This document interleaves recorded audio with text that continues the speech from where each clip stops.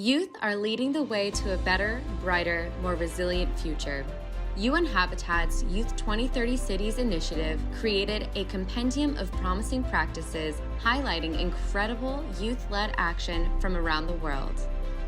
First, let's check out what youth in Cali, Colombia are up to.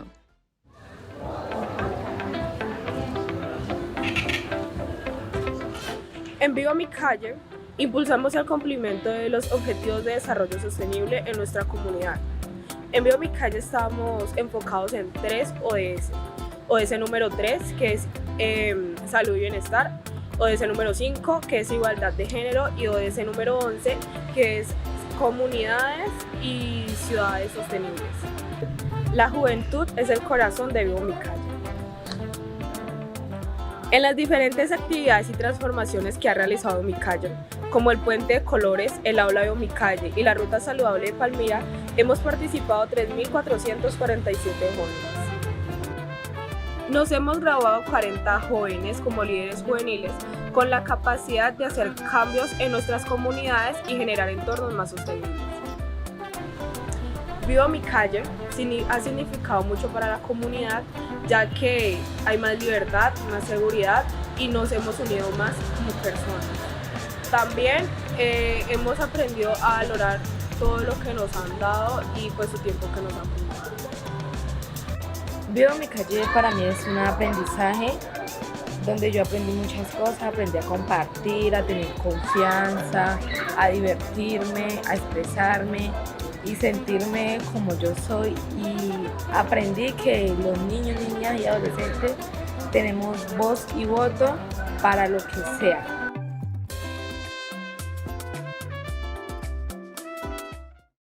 Youth are taking the reins in creating safer and more inclusive public spaces. Now, let's see how Otavalo, Ecuador is using their historical spaces to teach youth about indigenous heritage, customs, and yes, they are even teaching their community about the Sustainable Development Goals in the Quechua language. Mi nombre es Pancarita Maldonado, soy de Otavalo. ¿Cómo participamos los jóvenes dentro de los Objetivos de Desarrollo Sostenible? La juventud no solo somos el futuro, sino también somos el presente. Mediante el intercambio de opiniones, nosotros buscamos brindar diferentes soluciones innovadoras desde nuestros contextos. Lo que nosotros queremos es también hacer escuchar nuestra voz, unirnos entre todos y ser una sola fuerza. En estos espacios de intercambios de opiniones se nos ha permitido mejorar nuestras habilidades, nuestras experiencias y también mejorar nuestro nivel de resiliencia dentro de nuestras comunidades. Las organizaciones dirigidas por jóvenes líderes, así como también adultos jóvenes, necesitamos estos tipos de espacios para poder expresarnos, poder dar nuestras opiniones y posibles soluciones para un mejor desarrollo sostenible de nuestra sociedad, de nuestra ciudad y de nuestro planeta. Hola, mi nombre es Jairi René Zambrano. Yo soy el guía en este lugar, en el Museo Viviente Tabalango. Nosotros estamos ubicados en la ciudad de Otavalo, Imbabura, Ecuador. Estamos desde el 2011 dándonos a conocer como un museo del pueblo quichua Otavalo. Estamos ubicados en una ex hacienda de 1821. Luego pasó a ser una fábrica en 1858 y en el 2011 se transformó en el Museo Viviente Tabalango, en el cual nos dedicamos a hablar de la cultura, de las tradiciones, de toda la vivencia del pueblo indígena Otavalo. Les hago una cordial invitación a todo el pueblo otavaleño, a todo el pueblo ecuatoriano y a todas las personas de distintas partes del mundo que vengan a conocer el Museo Viviente Tabalango. Sean todos muy bienvenidos acá a la ciudad de Otavalo y en especial acá al Museo Viviente Tabalango.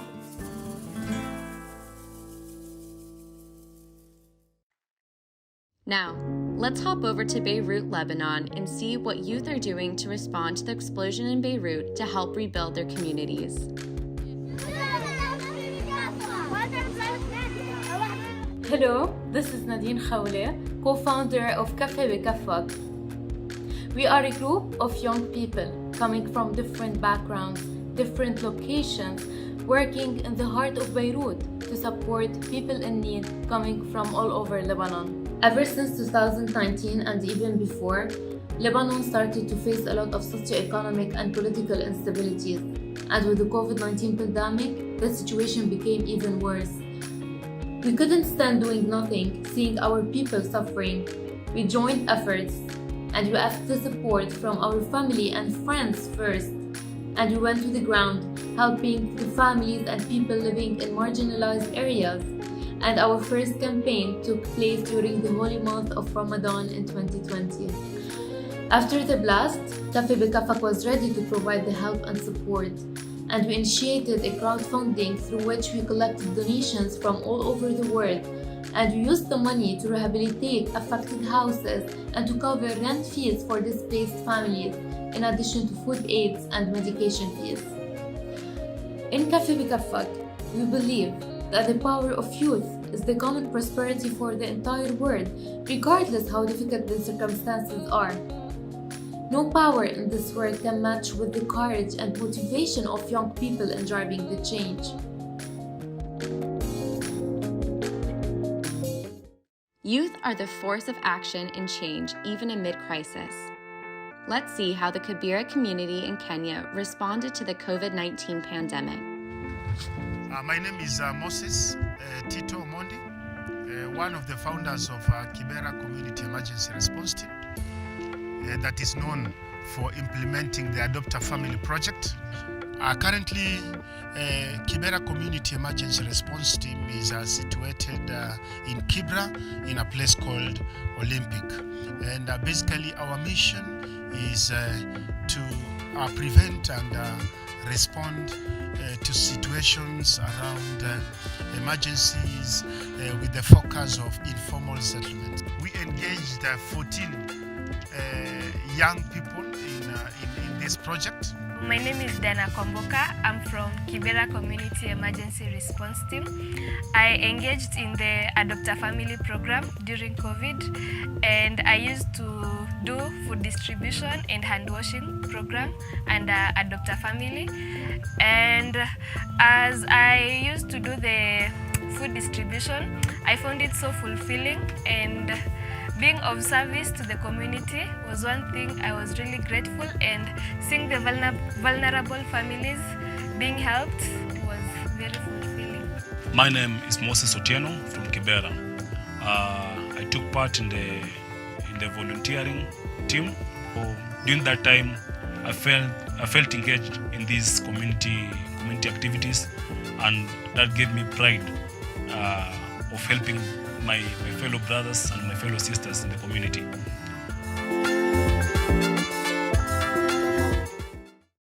Thanks, Moses.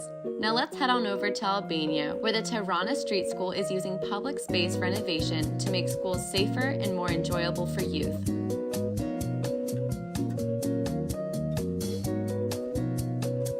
To build healthy play, we have to build healthy streets. Over the past 3 years in Tirana, we have piloted a powerful kind of street transformation to do just that. These safe walking and play areas surrounding schools have two main goals: to create inclusive, anti-discriminatory spaces, and to use a community engagement process to empower local champions who will continue fighting for healthy streets. Përshëndetje, unë quhem Glersi dhe jam një banor I lagjes. Në lidhje me projektin që është bërë tani së fundmi në lagjen time, unë jam I kënaqur. Atëherë, gjë e parë që dua ta nis është rruga ime për në shkollë. Unë kam rrugën shumë afër nga shtëpia ime për në shkollë, është rrugë shumë e afërt, por duhet të ketë siguri për makinave, sepse sapo dal jashtë shtëpisë time, jashtë portës, makinat kalojnë aty. Asnjë metër më larg, makinat mund të kalojnë edhe me shpejtësi, ka pasur raste.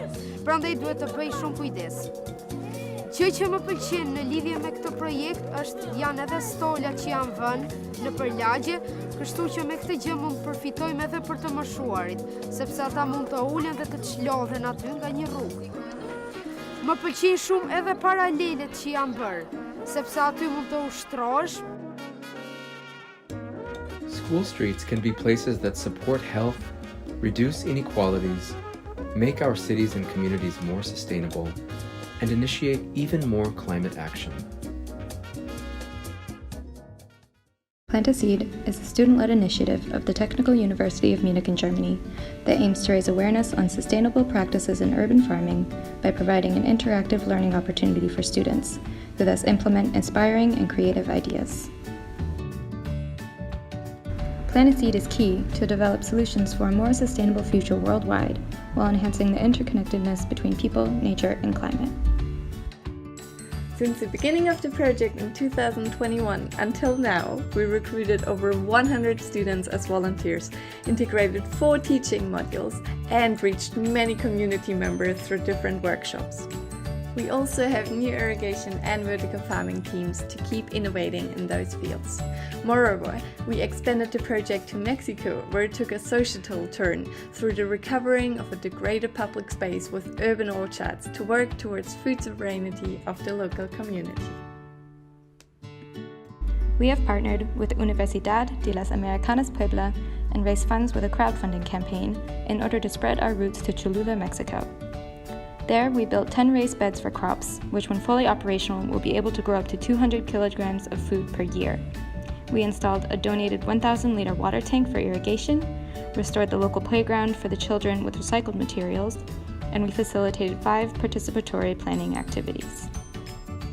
We strive to achieve food sovereignty for the local community, providing them with a safe area to gather and strengthening their sense of community while helping restore the ecosystem.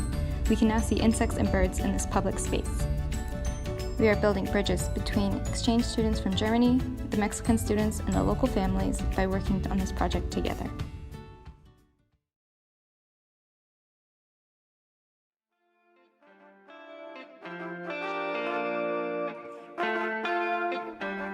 Bonjour, je suis Vanessa Mavila, présidente de la Fondation Eboko. Je suis également l'initiatrice du projet Eco-Aqua Eboko Village, un projet écotouristique situé aux portes de l'Équateur, plus précisément dans le village Eboko, proche de Makwa, en République du Congo. Eboko est le village de mes arrière-grands-parents qui malheureusement tombent dans l'oubli. Et nous avons décidé d'y implanter ce projet écotouristique afin de faire revivre le village. À Eboko, nous travaillons essentiellement avec des jeunes âgés de 18 à 35 ans et ensemble, nous construisons des cabanes écologiques tout en valorisant l'habitat traditionnel africain qui en lui-même est 100% écologique. Nos objectifs sont de lutter contre le chômage des jeunes en milieu rural, de transmettre le savoir ancestral à la jeune génération en matière d'éco-construction, de créer des emplois et de permettre à ces jeunes d'avoir un revenu, de faire revivre le village et de faire découvrir au monde entier la destination Congo. À Eboko, nous travaillons sur plusieurs objectifs de développement durable. L'ODD 4, parce que nous formons les jeunes en éco-construction. L'ODD 5, parce que nous travaillons avec des jeunes femmes, dont une jeune femme âgée de seulement 26 ans qui gère le chantier d'éco-construction à Eboko. L'ODD 8, parce que nous luttons contre le chômage des jeunes en milieu rural. Les ODD 11, 13 et 15, parce que nous sommes issus du cœur vert de l'Afrique, qui n'est autre que le bassin du Congo, et que nous avons tous notre rôle à jouer pour la préservation de la planète.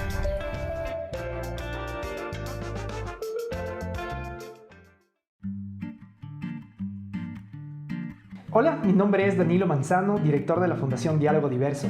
Nuestra organización nace en el Ecuador con el objetivo de promover y precautelar los derechos de la población LGBTIQ+, entre otros grupos de extrema vulnerabilidad.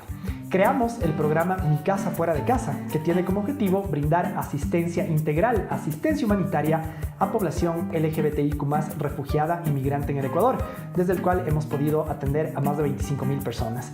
Este programa nació como una respuesta ante las múltiples necesidades que tenían aquí en el Ecuador las personas LGBTIQ+, principalmente población venezolana, entre otro tipo de nacionalidades. Como joven psicóloga de Diálogo Diverso, creo que la igualdad de género está en todo lo que hacemos.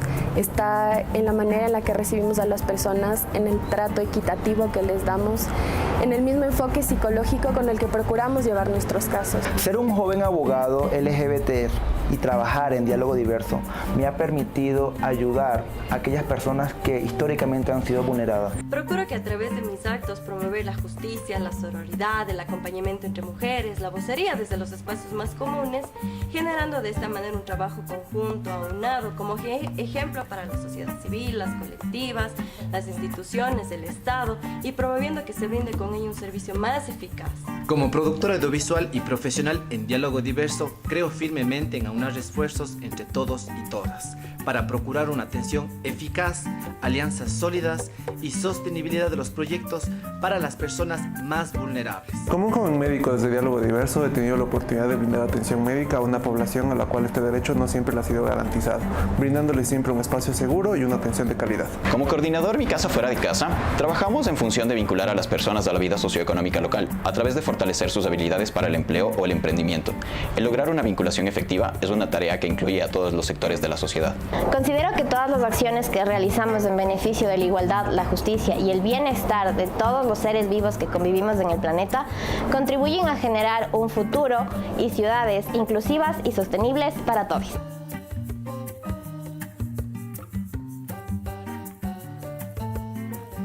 While youth are disproportionately impacted by the consequences of climate change and violent conflict, their integral role in leading action towards sustainable development is no longer in question. The Children and Youth Assembly at WOOF 11 seeks to embolden youth voices, highlight youth action, and craft a pathway for youth-led sustainable urbanization.